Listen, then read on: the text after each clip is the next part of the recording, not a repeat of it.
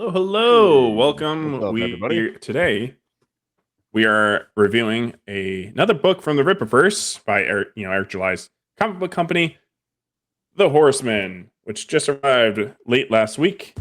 So some people are still waiting for it right now.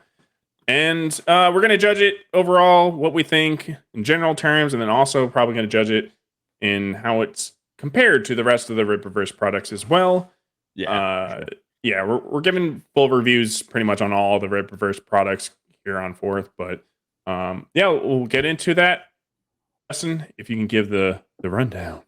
Yeah, absolutely. Let's All right, take a so sip. the Horseman. Welcome to Florespark. So Hector Caballero honed a lethal set of skills during the war, and for him, the battle never ended when he returned home.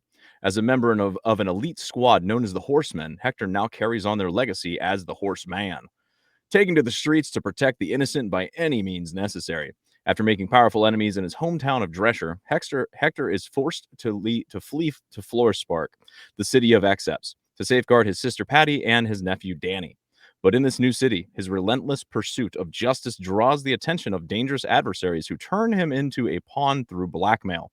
Now, the Horseman must confront the city's most powerful figures or risk losing everything he holds dear. The Horseman has arrived in Florespark, and he's bringing hell with him. So this book, at this point, 14,000 books moved, total of over 812,000 made, and I think that it's going to keep selling because I enjoyed this one quite a bit. Yeah, spoiler, it was really good. So that's the first time I heard the summary on the book. Is with any book and all books, I never read the back of the book. I just don't. And yeah, so opening scene, we have him in his old costume because he's in That's right. 4 pages or so. He's wearing a different costume than he's wearing the rest of it, and different costume from what he's wearing on the covers. And one thing to note that I'll mention is that his armor is used, which shouldn't be something special, but for me, I always really like when armor is actually useful and does something. And because a lot of times it's like somebody just slices through armor like it's butter, but that wasn't the case in it. It's not full armor, but it does stop some stuff. He's fighting some kind of generic red villains. They're ninjas. What's up? They're ninjas. They got like animal mask. It's off. They're okay. Are they all okay. mask? Yeah. Yeah, they're different. Like I know the bat one is they're kind of they're all different. But did it bother you that they had a bat one there? No. Well, it's like okay, like their chest plate just looks like a dirt biking chest protector. But it's fine. It's like it's not something to really dwell on because they're generic bad guys. But not my favorite generic bad guys. I'll just say that, right? But as far as I was just gonna say, I kind of like their design. It reminds me of, I don't know, it feels like something from my childhood, kind of like bad guys you fight in like a Teenage Mutant Ninja Turtles game or something. Right, yeah, that's kind of what it really reminded me of. But it, like I said, it was fine. It's nothing to really need to pick apart. But like, it's a great way to open it, like right in the middle of some action. That is important to the overall story. It's the reason why he needs to move because he's like, okay, the bad guys chasing me now are kind of upgrading, so I'm kind of in a lot of danger. And he's also got to deal with his family not knowing his secret as well. So he lies to them saying he's working another job. But I'll mention this too, is that this costume, because we'll get into the costume probably in more detail about the Horseman, but of course, I really like this costume, this OG like yellow mask. Yeah. It's more simple. I like it, and I definitely like it a lot more than I like his normal costume he's wearing the rest of the comic. But I like both, but I can see why I'd say it. I like that the prototype costume he's got here or what have you. He's got the military garb on, like it is a callback to his history and stuff, which is cool. And he doesn't quite have that the green pants and such in particular, and the outfit later on. That's not the case, but yeah, combat boots. It's just like the shirt and he's stamped on this helmet, which looks like a Kevlar with like a mask on top of it, but the horse symbol on it, which I really dig the symbol. Yeah. A little rook, or not rook, the knight chess piece. Yeah. But yeah, the action right out of the gate, I think, is really good. That's one thing I have for this book, just in general. There's a lot of it's very dynamic. The action's very frenetic at times, and even though there's a lot of chaos going on around him, he's always kind of locked into what's going on, and that's how he wins a lot of the fights. He uses the chaos and the surprise of everything to his advantage with his skill set. But I think from very early on, that's established, and there's people nearby watching the fight going on. The one guy's like, "Oh my gosh," a lot of cool stuff. That is, it's his fighting style. Live in the chaos, people are just keep people on their toes, be in their face, because they're gonna expect you to not be in their face because they got guns, and that little bit of surprising is gonna keep them off. And it's very believable. It's believable that he's able to defeat these people and take on multiple enemies because of his tactics and his fast thinking. I think that Joe Bennett did the art on this, and I think he captured a lot of that element very well. Jay Brown was the colorist, Fabio Jansen did the inking, and of course the story itself, Chuck Dixon. Yeah. Okay, so moving on to the next scene. He's kind of exploring the family.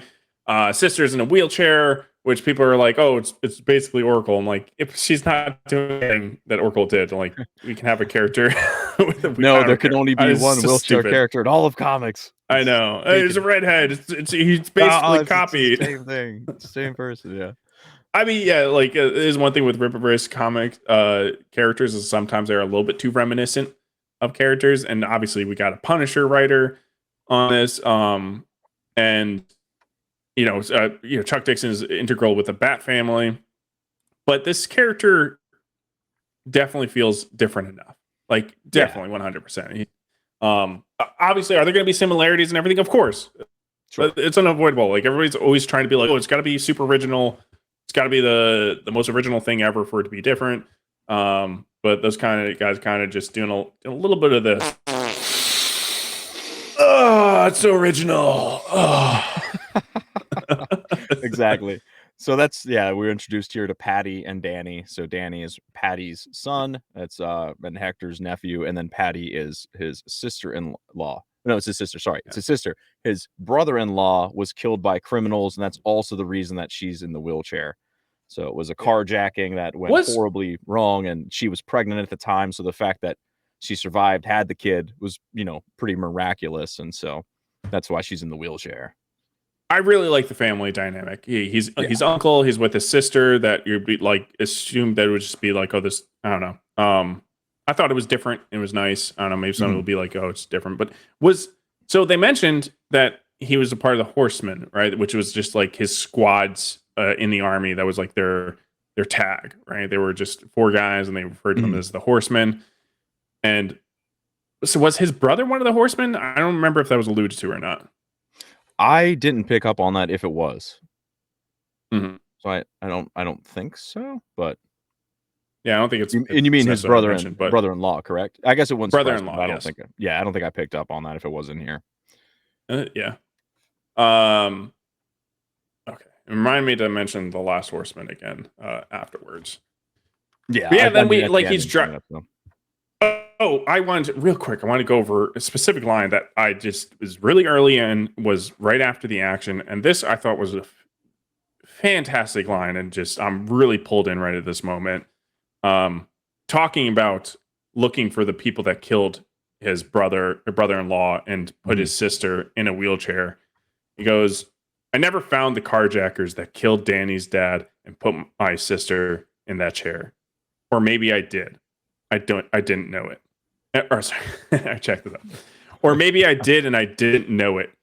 So yeah, it's basically, it's just he's not really fighting with an exact purpose at this moment. He's still carrying that hate. It has that initial reason of why he came in, but he's a soldier, and all he knows how to do is fighting. Is to fight. He never adapted to civilian life. Fighting is the life he knows. And he was able to use the death as an excuse to start fighting, but now it's just it's whatever. It's just he's still in the fight, and he's going to keep fighting. Yeah, because he has a secondary purpose in doing this, in that he's providing for his sister and his nephew, and he's, you know, taking out these drug mules and using their money to pay for their well-being. So there is that secondary you know, reason he's doing it. But to your point, I think there's more going on here, and you get into that as the book goes on too, and his kind of inner monologue, and it's clearly not just doing it to make the money. Right. And well, it's just look, I was in the military for years, and it's very reminiscent of a lot of vets that just want to keep going back over to the fight. You know, that was when their life had purpose. And it is very selfish with Hector doing this, because it's like he knows he's putting his family in danger, that if he just got a normal job, they'd be a lot safer. But this is what he knows. He's an animal, essentially. And he's going to do what his instinct tells him. Right. And established, not like that's a completely original motivation, but it's a very strong character motivation to do what he does and justify what he does. Exactly. It makes sense to the reader. You're like, okay, this checks out, and he's not like a hero, but he's still doing, you know, net positive for society. He's taking out bad guys and hampering their operations. So even though he's sort of, even at one point he's, you know, talking about himself, and he's like, am I a criminal? Am I a parasite? Like, what am I? But it is still, you know, it's taken from the bad guy. So they're peddling money to children. Like, they even mentioned how, like, they're the people pushing the drugs, they always having them be kids, because they do it specifically for messed up reasons. Get children involved because the law won't be as hard as on them. And the law is less likely to look into them. It's messed up. They get kids involved for their own safety, which is just, they're better off dead. Right. Yeah. So from there, he decides that basically these ninjas that came after him, he's like, I've attracted the attention of somebody bigger and more dangerous. The fights are getting more intense. I got to get my family out of here. This is getting hairy. And it's at that point where they decide we're going to move to Florespark. So they're heading down to Texas. And one thing about the Rippaverse, and they have a lot of pride in being Texans, which I appreciate. Typical Texan. Yeah, right. Which I love it, man. Hey, wow. Hey, typical Texan. Texas. But even in the car ride, he's saying, you're gonna like it here for sure. And she's like, well, it's warmer. And he's like, yeah, and no income tax, and the housing's cheaper, and you can do your job from anywhere, and our dollar's gonna go a lot further. And it's just like all this stuff. I didn't know. No income tax. I was like, really?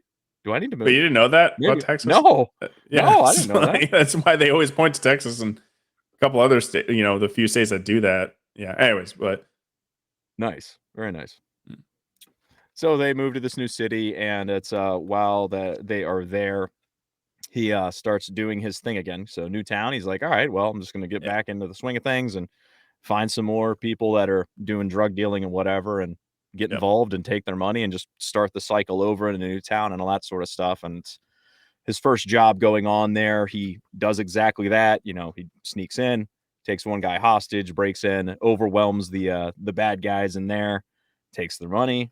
And as he's leaving, that's whenever we're introduced to these two crooked detectives named Lex and Deems. So they hear the gunshots and everything. I guess they're nearby, and they're like, we'll just wait for this, whoever's in there, to come out. And they kind of pin him. They take 2/3 of his money. They say, we're detectives, so be careful, because we're going to look into who you are and all that You're sort of stuff. You're working for us now. We're partners. Exactly. So they're going to take 2/3 of the cut. Yep, exactly. So his first mission in here, things go well. Yeah, and he's like, oh, what an idiot I am. They're like, because they know his identity and everything, because they ran the VIN on the car. Yep. He was being way too lax. But like, as I say, like, hey, Florespark's not your Florespark. Well, I can't pronounce it. Isn't your normal city. It's a different game playing field. And he's like, I can't believe I did do recon. I jumped the gun.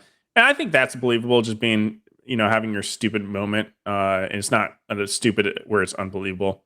And it's also established when they're driving into the city that, like, Alpha Core is kind of flying around. They're like, yep, there's a lot of heroes in the city. So. Oh yeah. And that was a little bit of foreshadowing for what's going on later on. So I'm trying to think if there's anything in this sequence in particular. There's some dialogue, I guess, coming up, some writing that I particularly liked. One thing I will say about this book too, and just the writing in general, it moves, man. There's like not a lot of wasted words. It's not overly verbose. It just the pacing is perfect in this story. Yeah, like I really like the pacing in Alfcore. I thought that was really good. And this one, I think it's perfect. And Chuck, I think that's because Chuck Dixon's writing he's written so many stories. I think he's mastered pacing very obviously. And I appreciate too. I've read a fair amount of comics where as the fight's going on, this is true, I think, in anime and manga too. During the fight, both characters are saying like what they're thinking about or their inner monologues. They just yell at each other. It's like cheesy one-liners and things of that nature. And here we get his inner thoughts, but he's not saying them out loud. He's just kicking the crap out of people and saying, like, in his mind, he's like, the trick is to surprise. The trick to surprise is to work in close. Make them as much a danger to each other as they are to me. And so you can see what he's thinking, but it doesn't require him being like, oh, you guys are too slow. Like, I have too much experience. You're being overwhelmed or whatever. So you hesitated for that split second. I'm going to take control of that. Like, it just he establishes a very realistic fighting tactic and just does that. And I don't know. It's like the way that he fights and the way that he communicates that he's fighting, very believable. And also, like you said, it's not taking you out of it with like overly commenting on that stuff. Hey, heads up, and then hit a guy in the head with a bat or something, or that stuff. Sometimes it's fun, but I'm glad it wasn't in this book. I appreciate that. So from there, he goes back home. He's with the family for a little bit, and he's talking about, crap. I rushed into this, and now we just moved, and immediately, my family's back in danger, and that's when he's looking at himself and he's like, what am I? Am I a looter, a parasite, a criminal? That could have got killed out there. It's just, this is dangerous. What am I doing? He's already questioning things again. So yeah, he's like, I claim to be a hero, and now I'm freaking an employee of these crooked cops. Like, I'm not like a hero in this situation. So now my family's in danger because now these crooked cops know who my family is. It's just like he's just very much reconsidering his life decisions, like he should. But yeah, the fresh start did not go as planned, and so he's this one panel. He's like, I have to work this out. There's got to be a way. So he's trying to figure out like how to make it all work, and he's just sitting. He just goes, "Damn, like what am I got myself into? What did I get my family into again? We just moved. This is supposed to be kind of like a reset, and we're right back to where we were, in Drescher. Yeah, and I think later on he even says at one point moment. I think he even says like it's Drescher all over again. So it's at this point we're introduced to Big Tuna Calhoun, which every time I hear Big Tuna, I just think of The Office. Tuna, Big Tuna, Tuna. So he's like this big fat, gross, kind of like a largemouth bass looking character. He's always got the mouth and the big eyes and everything. And he's working with the two detectives that now have the Horseman under their thumb. And he's, just saying, we're playing both sides. See which one comes out on top. So Tuna's saying, hey, my operation got hit. What's going on there? You're detectives. You're doing any detecting? And they're like, hey, it takes time. And basically the detectives see that the Horseman, obviously, they can get more out of him. So they're like, okay, let's do a few more jobs with this guy. And once that kind of cards run out, we'll take care of him or what have you. So Tuna Calhoun, he's it's an interesting character. And some of the panels later on with him crack me up. Yeah. Let's speed through the rest of the story a little bit. Sure. Just time wise. All right. So the detectives visit him at home. They give him 3 jobs. He does the jobs. Tuna gets mad. And then because they're not making progress and his businesses keep getting hit, he decides to bring in some outside help. The Yahtzees, Blitz and Sturm. He's bringing them in to help out because the detectives are not doing what they need to fast enough. The cops eventually realize because of that, hey, we got to cut our ties to the Horsemen. We played that card. We got to get moving on here.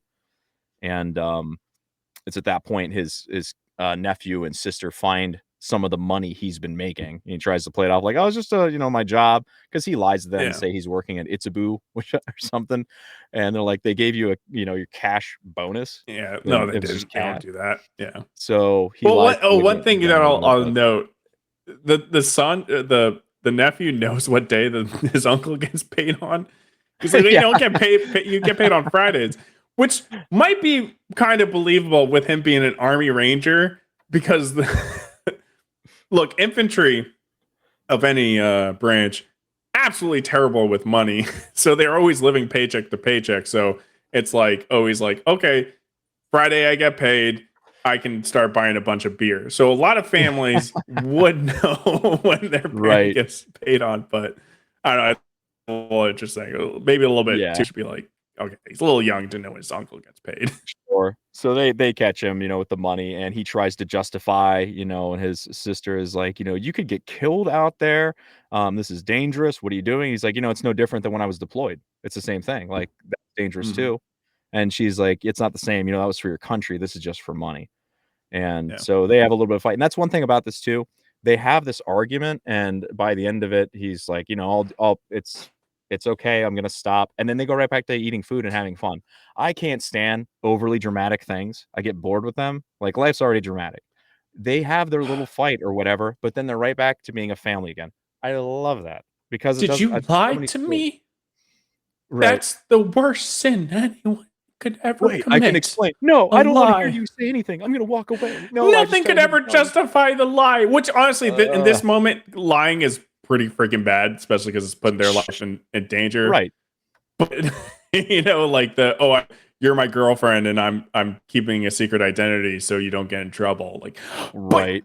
You lied to me. Yeah. No, I know exactly what you're talking about feeling wise. So I'm thrilled that they didn't lean into that. Instead, they just go right back to like, they're a family again. Families, that's good stuff. They don't let these things tear them apart. They're like, we're going to stick together. We've been through a lot. We're just going to keep going. So he's got one last job he's got to do for the detectives. And whenever they give it to him, he's like, this is not normal. Something, they got something set up here for me. And they were planning on taking him out so that loose end's taken care of before Blitz and Sturm have to come in and solve that. And so he goes to this location. And of course, there's a trap there. There's the explosive device is waiting for him. And he's like, oh, yep, that's what I expected. And then these dudes roll in and they got like rocket launchers and all this like serious firepower. So he fights through them, takes them all out. I don't think he really gets hit or hurt too much. He gets beat up, but he doesn't get like shot or anything. Not like too bad. And so he goes through that, takes them out, and then that's whenever Solari eventually comes in here too to check out the crime scene afterwards. So we see that Alpha Corps is getting involved. So at the beginning, when they first show up to Florespark, Danny points out that they have superheroes here, and you can see Solari flying, and then he shows up and talks to the detectives. So this happens, he escapes again, and Tuna's like, that's it, I'm bringing in the big dogs, which anytime Tuna, it cracks me up. And it's just the butts in this book in general. There's a lot of rather like in your face lady butt. We're not the first ones to mention. They made the Nazi chick thick. Or maybe not thick. She had ass. like a lot of ass. Giat, is that it? So yeah, in the hot tub, Tuna, he's like this big, gross meatball of a human, his little black Speedo, and he's got these two girls in the hot tub, and they're front and center. And then we, of course, have Blitz and Sturm are here. And, I don't know. I've never seen, like, they got a lot of, like, tattoos all over. I've never seen those before, but. They seem intentional. The tattoos you're talking about the tattoos the Nazis have, right? Yeah, I don't know if it's something from the Rippaverse, if it's alluding to something else in this world, or if it's actually like, no, these are like our world tattoos. I've never seen them before, so I don't know what they mean. It feels intentional. So we don't know. I don't know. Maybe it'll be something, but it feels intentional. That's all I'll say. Yeah. So they're there, and as I mentioned, Solari shows up and he's talking to these detectives, and they're just like, yeah, we're aware of it, but he's like, you guys got it under control.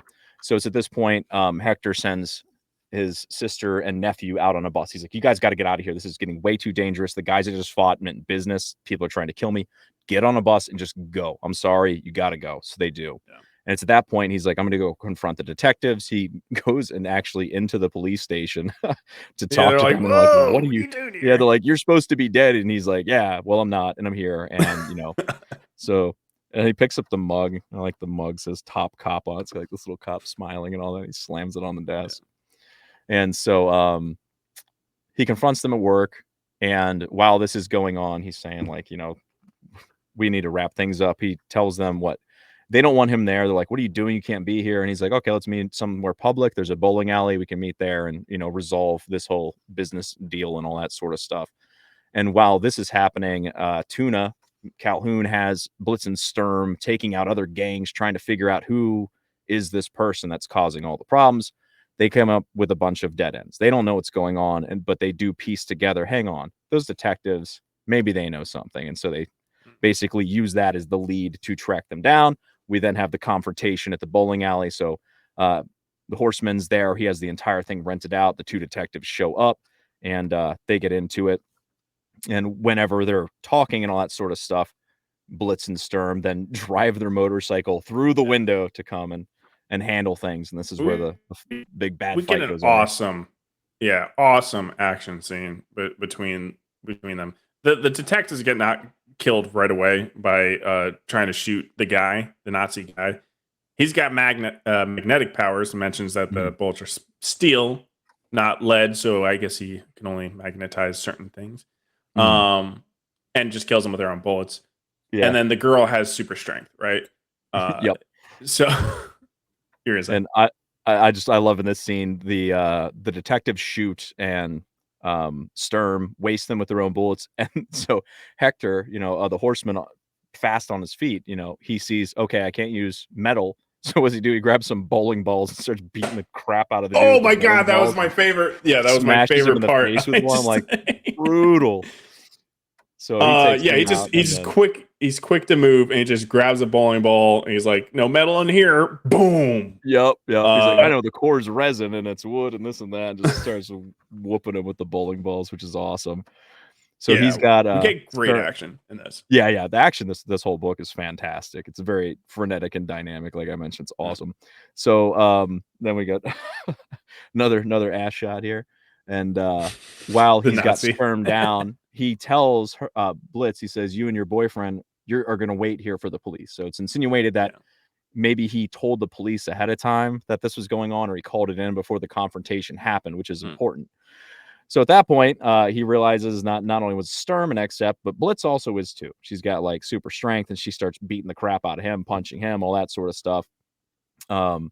He does shoot her a couple times and she's got like the toughness, the bullets bounce off of her. And then Sturm gets backed up. He's throwing shurikens at him. He gets hit by some of them eventually. Yeah. Right, shuriken? Yeah. So he's got but again, his armor's protecting him, but not completely.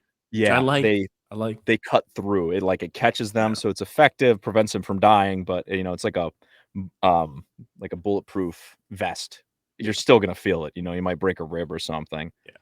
So the fight's starting to turn against him at this point. She's beating the crap out of him. He's taking the shurikens. She hits him into a vending machine. He's hitting her with bowling balls and all this sort of stuff. But it's not looking good for him. So at that point, whenever he's basically down on the ground and she's getting ready to take the mask off to see who he is, and she's then, we're going to slice your face off. Who shows up? Braxwell. Yeah. So Braxwell shows up and he's an accept. So he chokes out Sturm and punches her and saves the day, more or less. What were you gonna say? Right. Well, you mentioned before that you were saying like, it seemed like a Deus Ex moment, but then it pointed out the scene where it's like, it was insinuated the cops are going to be there. He just had to last long enough, which he barely does.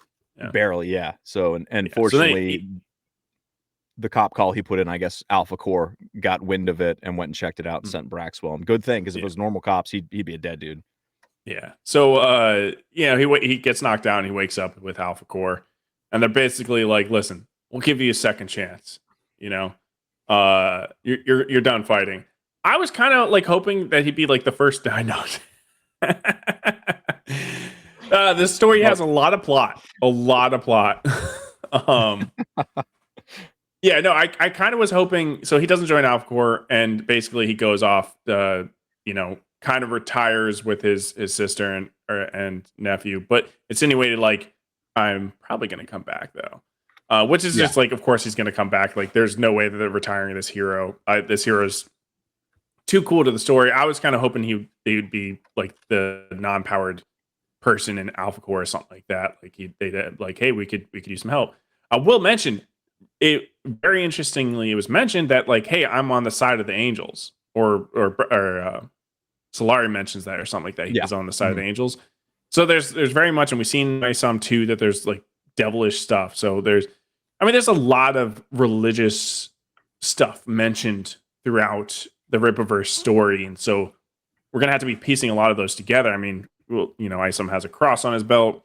Like I mentioned, the demons before. Uh, he's a horseman. Like his biblical apocalypse. One of the 4 horsemen. Yeah. Yeah. So we're gonna at some point find out, and who knows? Maybe one of those horsemen isn't actually dead. But at some point we're gonna have to find out more details about the war.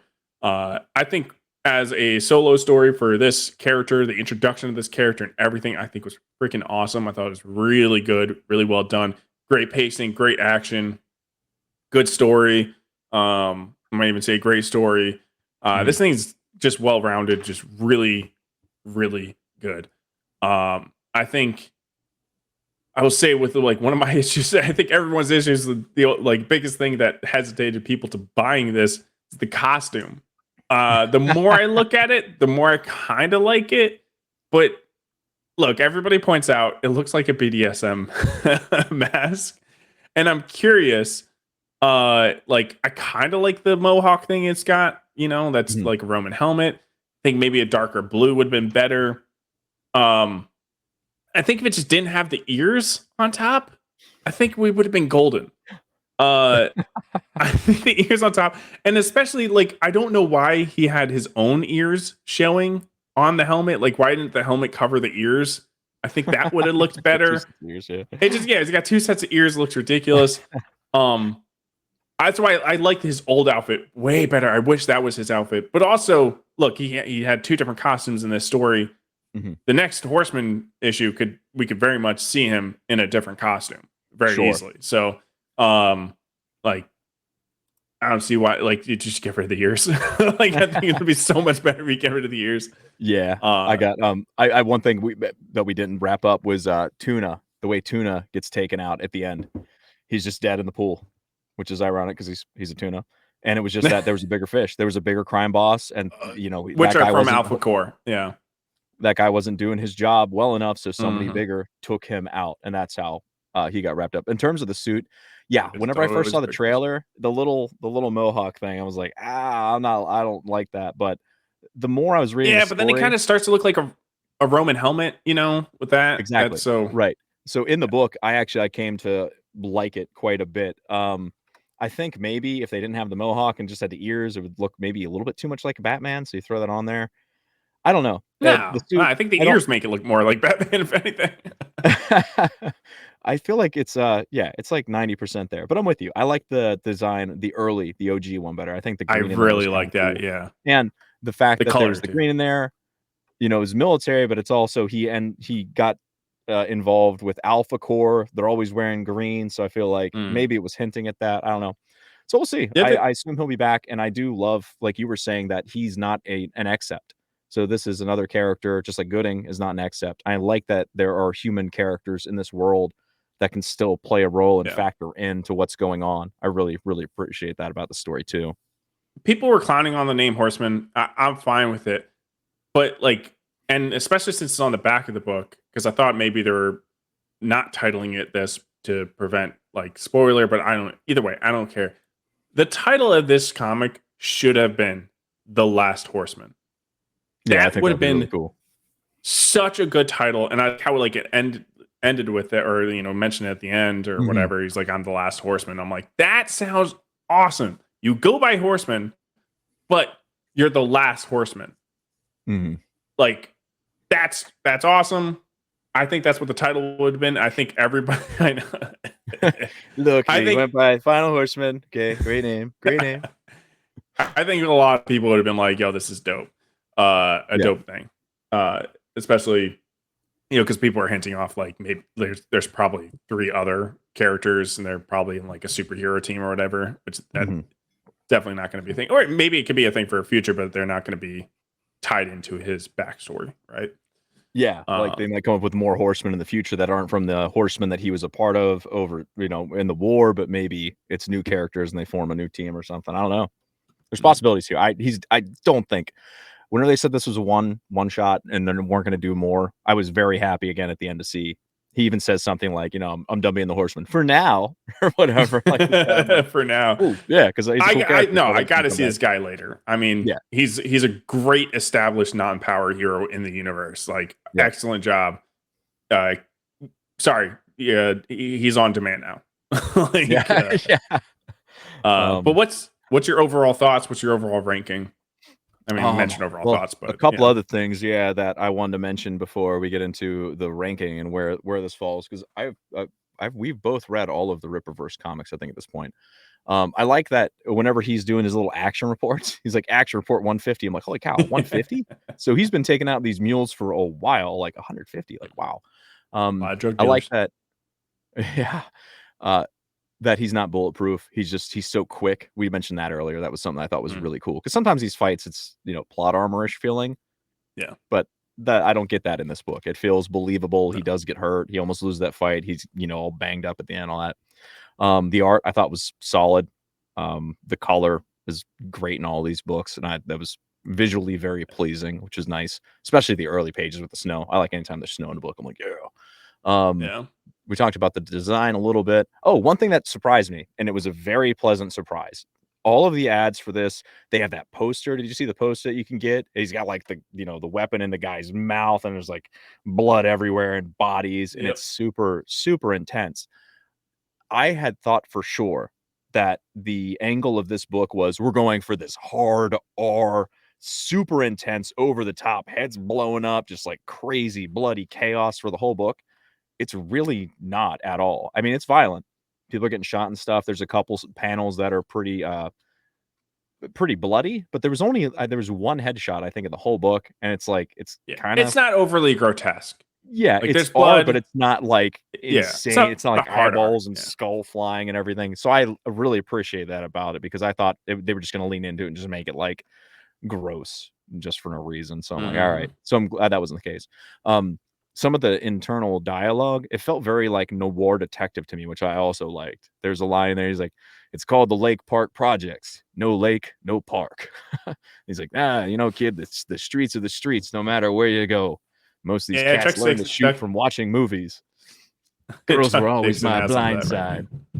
But he's like, he always said, I would have no problems emptying 2 mags into this little chippy. And then one other line that cracked me up is whenever he beats up all the like heavy powered guys and they report back to Tuna, and the one guy, they're just saying like, he was like invincible, we couldn't hit him with bullets and he moved so quick. And one guy goes, he broke my node with his mask. Like, it says, so what do you rank this? To me, this is my favorite Rippaverse comic. It was Alpha Core, and I think this definitely passes it up. I think this is the best book that they put out so far. Yeah, I agree. Definitely best Rippaverse book. I still prefer the character of Gooding. Like, that's my type of character, and I like how he's written, everything like that. But this is quality wise, and again, the art. Oh my God, there's a few images where we struggle to count the fingers. I'm sorry, my kid is going crazy upstairs. Which is just like, okay, oh my God, like 1 or 2 panels have like some fingers you might struggle to count. Like, that's it. Out of all these pages, the art is fantastic. It tells the story really well. The pacing in this is so great. The character is really interesting, really gripping. This thing's got like everything in it. Like, I think just some of the mistakes that I mentioned, or not mistakes, but like some of the things that I didn't quite like or whatever, like the costume design or something like that. But this is a really good comic. Yeah. I'm giving this an 8.5 out of 10. Solid. I'd probably give it, I might even push it up to a 9. I think that if you're on the fence with this, like, go pick up a copy. You're going to enjoy it. If this looks appealing at all, like, don't have any doubts or hesitations. It's good stuff. Absolutely. I don't want to get another Rippaverse comic and be like, oh my God, this is the best one ever. Another 9.5 out of, I'm just, I mean, hey, if each one's better than the previous, I'm fine with that. That's not a bad problem to have. But well, and like a lot of times when you sit on something or you compare it to the like things more in the series, like you might lose some points or whatever. So I'm leaving some leeway for that. But like I said, this thing hits a lot of things extremely well. Yeah. I think one thing I didn't mention, the criticism, is like, some of the inner dialogue came off a little bit edgy. Most of it, I definitely liked. I thought it was really good, like you mentioned in our review. But some of it came off a little edgy. That's where I was critiquing a little bit. Gotcha. And some of the like you said, like plot convenience. Does it pass that line of being convenient? Absolutely not. But like I can see that.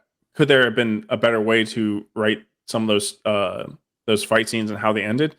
Maybe. And that's where I'm not giving it like a 9 or a 10, because I'm like, is it perfect? No. Is it good? Is it over the line of okay? Yes. And that's where I'm subtract some, because it's not perfect, right? Part of it for me too. Not, oh, go ahead. Sorry, I didn't mean to cut you off. I was just I didn't do a joke, but please do the joke. It's not that good. I came into this book, like I said, with the trailers for it and stuff. I'm like, it looks cool, but I'm not like a huge revenge movie thing where it's like, yeah, they took out my family and I gotta go get them all. It's fine, you know. But I've seen it so many times. I was going into this thinking that was what it was going to be, and I was like, yeah, I'll probably think it was like a 7.